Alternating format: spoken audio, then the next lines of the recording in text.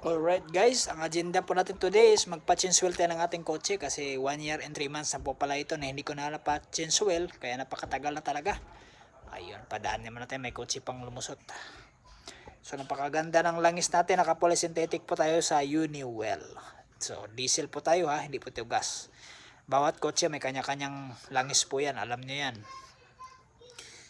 So ito yung sulit na sulit talaga ako dito. Ito na nga, andito na ako, ang bilis na kung dumating ha. Ayan. So, ito yung pangalan po nila, Uniwell. Kaya puntahan nyo po dito. Ayan si Sir, oh. Napakamasipag po yan. At saka mabait, masarap kausap. Ayan si Sir. At dali-dali naman kinuha yung mga langis para isasalpak dito. Matik, napakadaming langis, oh. 7 liters po yan. Ayan, oh. Polysynthetic.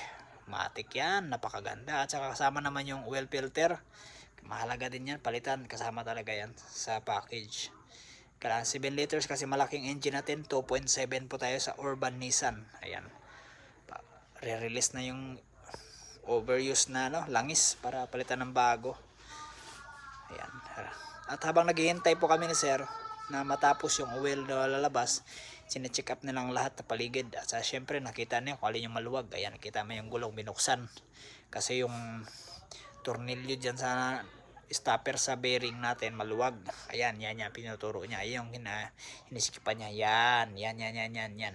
Dapat sakto lang na yung sikip kasi hindi naman pwede na sobrang sikip kasi masisira yung mga bearing. Yung ball bearing niya masisira pag sobrang sikip. Sakto lang. Kasi pag alog niya kanina both side puro umaalog yung gulong. Ibig sabihin dyan daw yung maluwag.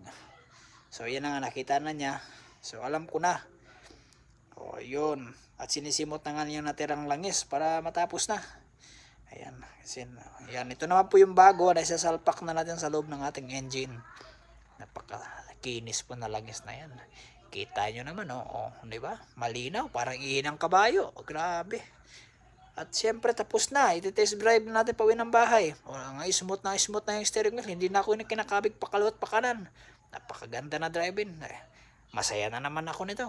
Siyempre, malaki na gastos ko, di masaya. Ayan o, ang saya, di ba? Woohoo! Go home na! Alright, thank you everyone. So, marami na naman tayo natutunan sa araw na ito sa mga kotse. Thank you guys!